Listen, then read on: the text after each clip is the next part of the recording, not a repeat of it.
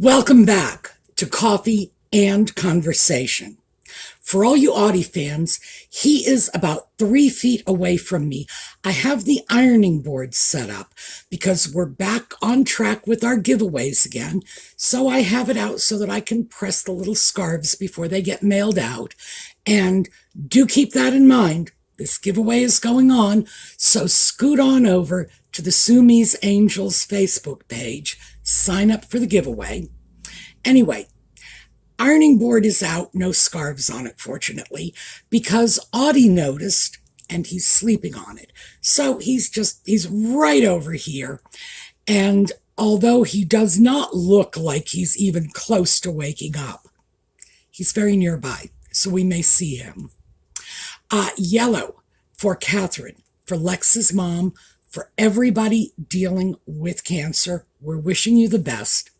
Now, Colleen, and remember suemesangels, Colleen is one of our angels who runs that site. Colleen had recently suggested that we try to compile some resources for people who are suffering from cancer. She says that she has a group in her community who take people to doctor's appointments, bring meals, etc. It's just a volunteer group. Now, for my part, I'm in the middle of nowhere. Nothing is going on here. So I don't have a resource like that, although we do have a number of churches locally, and they have resources, but they're not quite as formal as an organized group. But the reason I mention this is I'm going to throw this out to the rest of you. If you have resources in your area that provides support and assistance to people, whether it be cancer or anything else, remember, these small local volunteer groups are very, very unlikely to be widely known. So if you have something going on in Des Moines, for example, here in Pennsylvania, I'm probably not going to know about it. Certainly, if you have something in Toronto, I'm not going to know about it. So if you know of any groups, just try to remember to stick a little note in the comments, and I'll try to go through the comments and start isolating out these groups. Maybe we can put up a list, and perhaps instead of sending good wishes, we can actually do something a little more tangible to help people as they are coping with their crisis. So just throwing that out to you, maybe you can help. All right, when we come back, we're going to get started.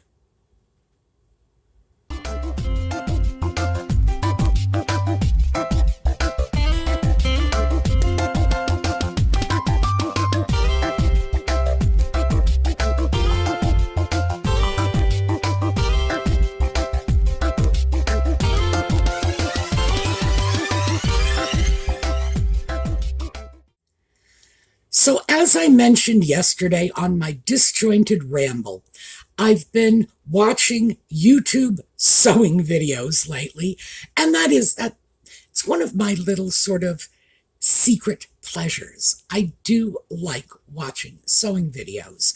I can pick up tricks. Also, not just on sewing, I can pick up tricks in general on fabric care. The can of Coke on the bookcase, the one Audie stole and hid for so long, and it's still up there as my trophy. Using Coke to soften linen is a trick I picked up on one of these sewing channels. I wish I could remember which one. I can't. And it was a while ago, so there are so many sewing channels, I'm sure I'm never going to find it. But you can pick up the craziest, most oddball tips on these channels that are very useful even if you're not sewing. But having said that, watching the sewing channels got me all tracked into all kinds of odd little tangents. And I realized it was probably about time to revisit my capsule wardrobe and see how successful that is. Now, the reason I put the capsule in scare quotes is usually people define a capsule wardrobe as I think it's like 33 items. Sometimes it's 40. Mine is probably closer to 60 items, and that is winter and summer clothing. I don't differentiate. I live in an area that has a definite winter and a definite summer, and the temperature difference between our coldest winter day and our hottest summer day is about 100 degrees Fahrenheit. So yeah, there's a wide range. Still, I do not pack away my clothing. I will pack away sweaters over the summer, but that's only because when they're in the closet, they're on hangers, and I'd like to give them a few months to rest from that, because as many of you are going to tell me in the comments, and I know this, you shouldn't hang your sweaters. It stretches them out. Well, I don't hang my sweaters year round, but I will hang them while they are in use over the winter, mostly because I use them all the time, and honestly, it's just the most convenient way to store them, but trying to preempt those comments scolding me. It makes me wonder if my mother really did die 20 years ago. I'm starting to think about that. But when I look at that, like, it's about 60 items in total. However, I do not count my shoes, and I do not count my jewelry. I don't think I'm ever going to count my jewelry, because if I actually, well, I'm trying to think, what do I have? I am wearing 6 separate earrings, and keep in mind, I only wear one little post on this ear. I'm wearing about 6 earrings, so my jewelry wardrobe would be exhausted by this one ear alone very quickly. But I don't think of jewelry as wardrobe. I consider that accessories, and I do not count my accessories. Absolutely not. Some people who will put together capsule wardrobes will count things like their sunglasses. Oh, that's not happening, because in fact, my sunglasses are simply, well, I've got them right here, because I never have my glasses very far away from where I am. Here. Let me just. These are my sunglasses. I realize they don't look like sunglasses right now because I am indoors. They're very dark when I am outdoors. And these are not a fashion accessory. They are the way I can walk down the street. Without them, no, that white cane is coming out. So I just find that I do a little better when I customize this for my own needs. Now, having gotten that explanation out of the way, did a 60-piece wardrobe, in other words, 60 cloth items, work out for me? Yes and no. Here's the thing. The fashionistas who are advocating capsule wardrobes tend to leave some things off the table. I don't count my shoes. They don't count their socks. They don't count their underwear, their bras, their panties, their slips, whatever else they might be wearing. Actually, only people my age are wearing anything beyond broad panty these days. But they don't count any of that. And I have more than 30 pair of socks. And I wear all of those socks. So it's not like I have 30 pair of socks, but, 20 pair are just hiding in the back of the... No. I love my socks. So these are things they don't count. And when you stop and think about it, if you are using a capsule wardrobe, if you are wearing, for example, 30, 40 pieces of clothing, and that's the end of it, imagine how often you're doing laundry. Now, for me, the laundry, because I am by myself, the laundry that consists of my outer garments is not even a quarter of a load, because well, I say I live by myself, but I live with Audie. And much as I may try, I am not stripping that fur coat off him and throwing it in the wash. So it's just me. Every week, I have like a quarter of a load of laundry.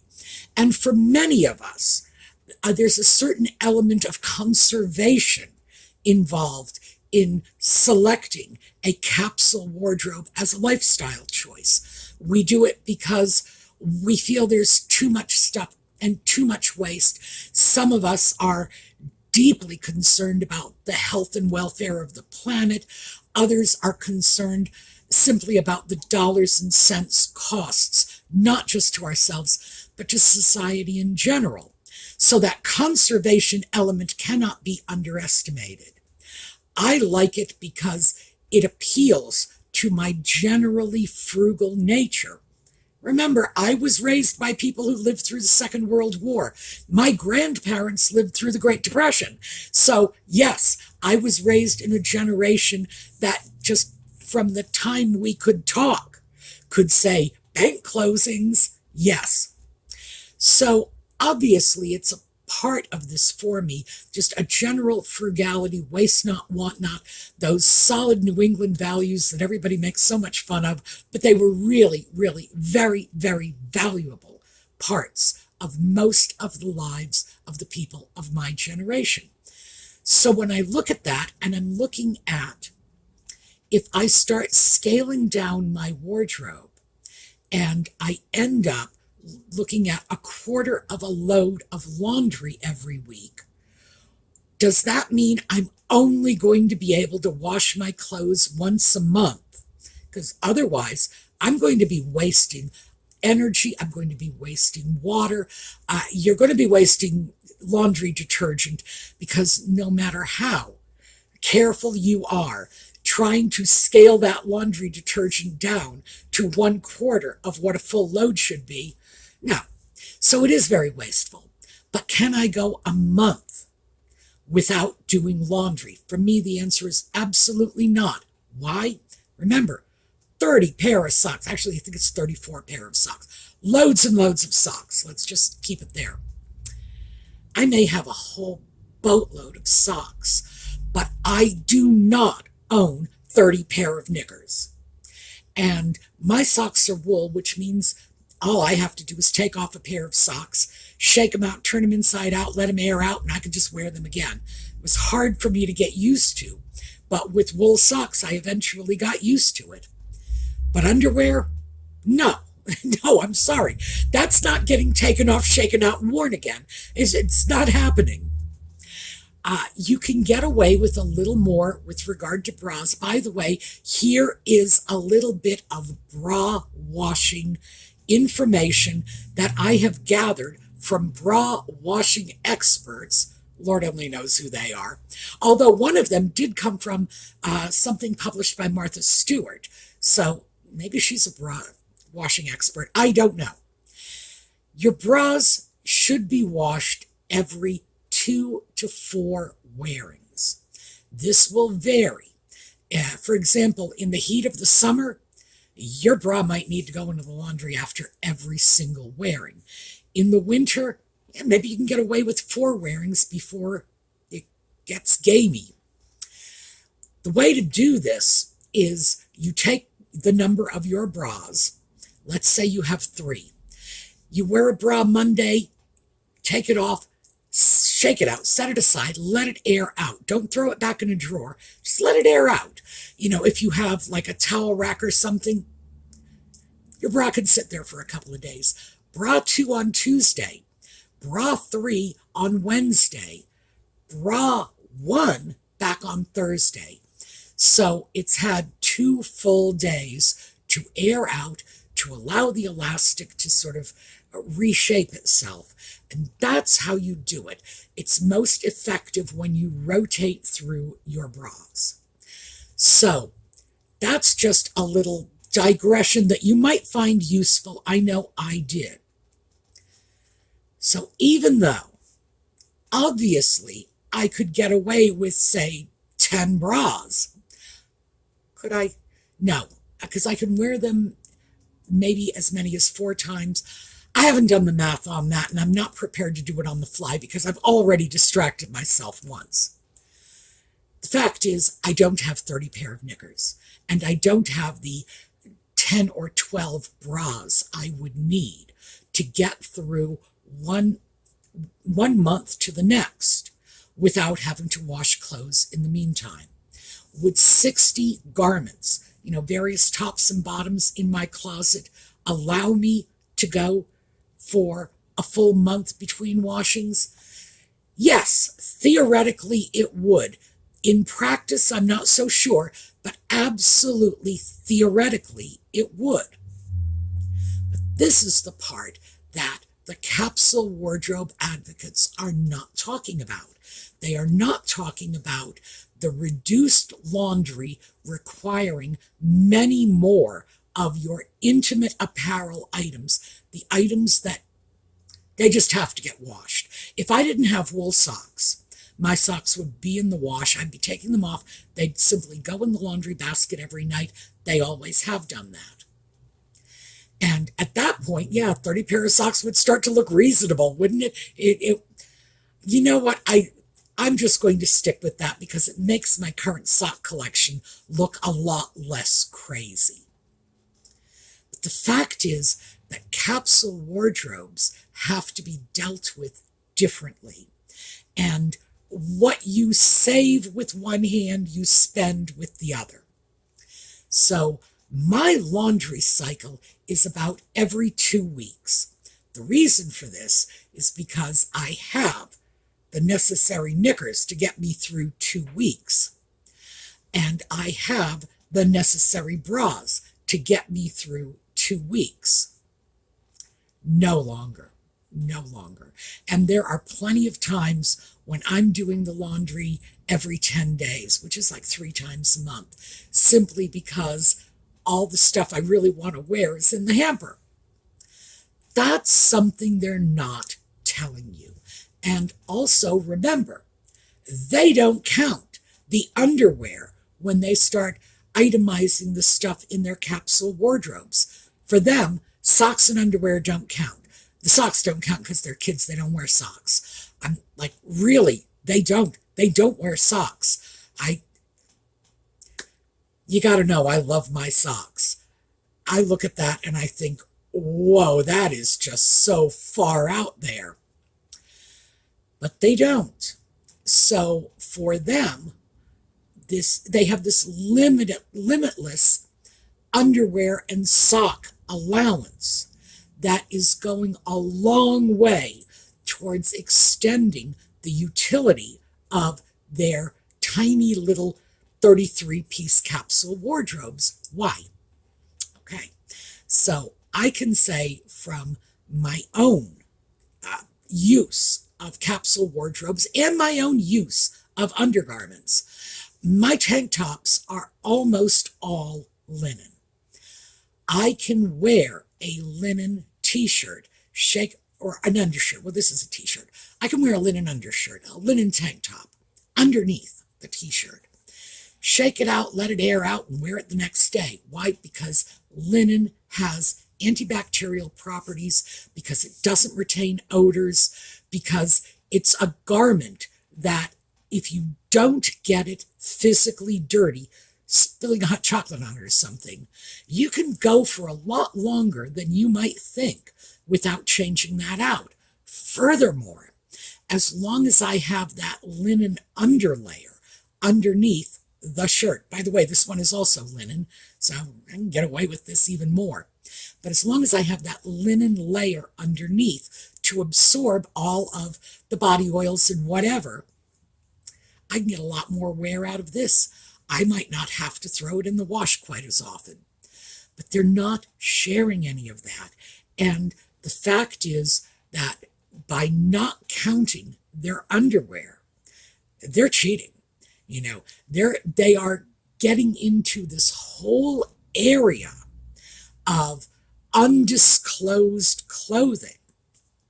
So this is why I don't feel guilty for not counting the scarves, the shoes, the jewelry, because things like scarves, this stuff, This is one of the reasons I can live very comfortably with a very scaled down wardrobe. Because if I want a little variety, well, it's right here. Oh, here, let me show you this one. A lot of my scarves are like this. They are two sides, and I can get them to do double duty. So I can wear the scarf with the yellow side up today, the blue side up tomorrow, and it's still going to look like a totally different piece. That's just one of my little fun tricks. But as I started to look at this, I started to think to myself, are there other things that are going on with this capsule wardrobe ideology that is not being shared with us? Well, like I said, we already know that socks and underwear don't count. Well, I mean, I like that part because I got a load of socks. But what are we looking at in terms of things like clothing, maintenance, and upkeep? Back to the bras. Remember I said you rotate your bras so that you wear it one day, it gets 2 days off, and then you cycle through them that way? Well, that's what you do if you have 3 bras. That's simply the number I picked off the top of my head. If you have 17 bras, oh, hey, you could just rotate till the cows come home. But if you are juggling 33 garments and you are wearing them for like 3 months, this is what the 33 by 3 capsule wardrobe challenge. It's usually the parameters. Pick 33 items, wear them for 3 months. If you're doing that, how much freaking laundry are you doing? How many times do you have to wash this clothing? Because every item in your wardrobe, assuming you have approximately the same number of tops and bottoms, every item in your wardrobe is going to get worn at least twice a month. We got 30 items, equal amounts of tops and bottoms. So yeah, every item is going to get worn at least twice a month. And where is the laundry coming in? And I have to really ask about that, because laundering garments is one of the things that takes the most wear and tear out of your garments. It's hard on your clothing to be laundered, no matter how careful you are. I am a very careful launderer. Remember, I only have to do a load every 2 weeks. I can afford to be careful. I am not like a single mom with 3 kids. In that case, no, you can't be that picky. But, I'm an old woman. I got nothing better to do with my life. So I'm very careful when it comes to laundering clothing. And still, I am stunned by the amount of wear and tear that my clothing experiences going through the wash. Also, some of you may remember, because I spoke about this when I got my washing machine 2 years ago, it's an impeller. And that means it just spins around. It doesn't have that agitator. I got rid of the agitator washer because I was sick of, frankly, pulling bed sheets out of the laundry and finding massive tears in them from that agitator, which, by the way, is just par for the course. I think most people would be surprised to know that it was really only my bed sheets. There are plenty of people out there who open that agitator washer, pull out a t-shirt, and it's coming out in shreds. Laundry is hard on your clothing. So now I'm wondering, is this something they've kind of left off the table? The increased need to wash all of these items, and with the increased usage, you're reducing that rotation time. So I'm not so sure anymore that this whole capsule wardrobe thing is without its liabilities. Obviously, fewer stuff is better than more stuff because it makes your choices easier. It's more cost effective. You spend less money on your clothing. Hey, I get it. It's very attractive. But if you're spending more time cleaning and caring for your clothing, if your clothing is getting more abuse in the washer, are you really doing that much to benefit yourself? And again, it will require more laundry. You're just going to have to wash your clothing more often. That's all there is to it. And that's just the common sense of the situation. If you have 100 items to choose from, you have 100 different options. If you have 30 items to choose from, you have 30 different options, and odds are everything in your closet is going to get worn this month. So, yes. So anyway, I thought I would share that with you because I am starting to rethink capsule wardrobes. Not altogether. I'm not giving it up. I'm not going to go back and just start buying everything in sight, tempting though it may be. I am going to try to keep my wardrobe down to the minimum I really need, which is not going to be 33 pieces. And remember, I'm not counting my shoes in this either, so that's not happening. Oh, they count their handbags too. I have never considered a handbag to be anything more than an accessory. So I'm not buying into their reality on that one. Nope. I'll count my socks first. So I do think less is better for every reason that I have mentioned. You know, the cost effectiveness. Why should we be contributing to landfills unnecessarily? Why should we be such over consumers? I don't think it's good for our mental health. I don't think it's good for society. I don't think it's good for the planet. But remember, our mental health. I'm not one of those people to go off and preach about you got to save the planet. I don't know how to do that, frankly. So I'm no one to be telling you to go off and do it because I just don't know how. But in terms of our mental and emotional well-being, the way we feel about ourselves, I think less stuff is better overall for our mental health. So am I giving it up completely? No. But I just do think we should take the time to consider the liabilities in this whole capsule wardrobe thing, and instead of accepting the preaching of the fashionistas who are saying, oh, this is the way to go, this is the way to go. Maybe not. There are some downsides, but we need to consider that. And maybe even with the downsides, we can work through it. I mean, I know I've found a way to work through the downsides simply by doing that half a load of laundry twice a month. That's how I'm working it out. Mostly because the idea of buying loads of underwear that I already know I don't need does trouble me. That's just overconsumption, and I'm not going to go there.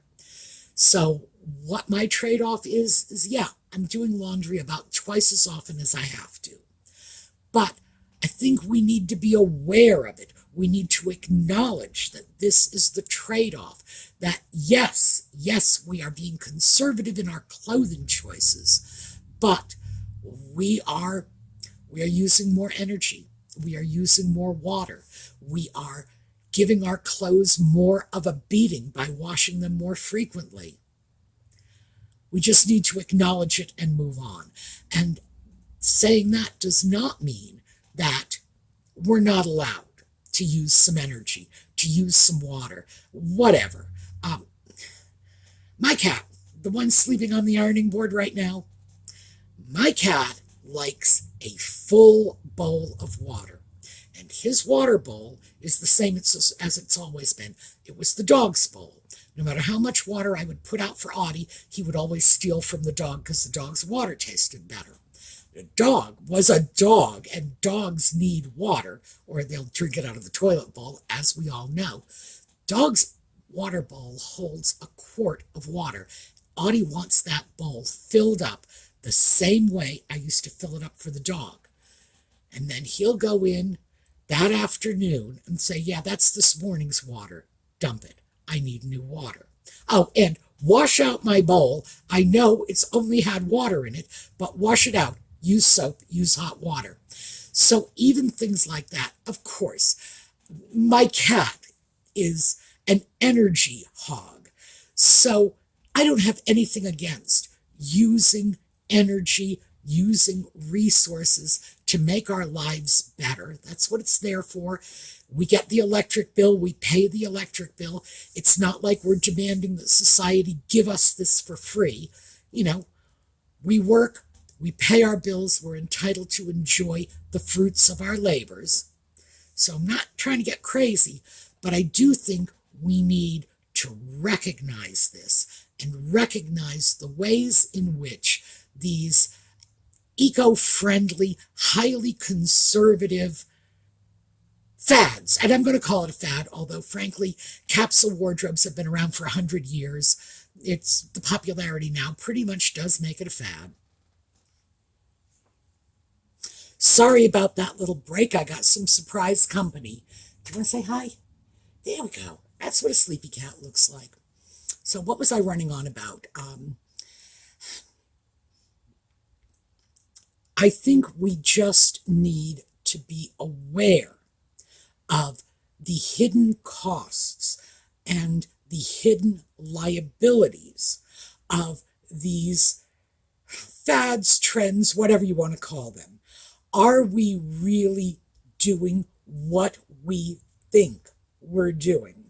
And I would have to say that for those of us who think that maintaining a capsule wardrobe is somehow more energy efficient than maintaining a much larger wardrobe, I don't think that's true.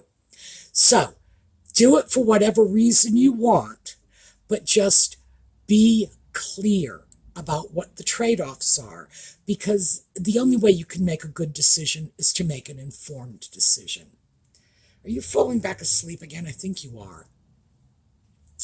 Okay, so that's what I have for you today. We did get some Audie, and we're going to take a look at a slideshow on the way out. I hope to see you all next time. And for those of you who follow Just Chattin', please remember that this evening starts the first week of my break from the Sunday night videos. I will not be up this evening, but I'll see those of you who follow Just Chatting this coming Thursday, and the weekend videos are going to be back to normal. All right, we're going to watch a slideshow on the way out, and in the meanwhile, have a terrific day. Audie, say goodbye. Well, you going to let them see your pretty face? He's got a new collar. I don't know if you've noticed. He took his other collar off. He was playing with that little electric mouse of his, and he came back with the mouse tail, minus the mouse, in his mouth, and the collar is somewhere. I don't know where. I have to track down where he was playing with the mouse, and that's where I'll find the collar.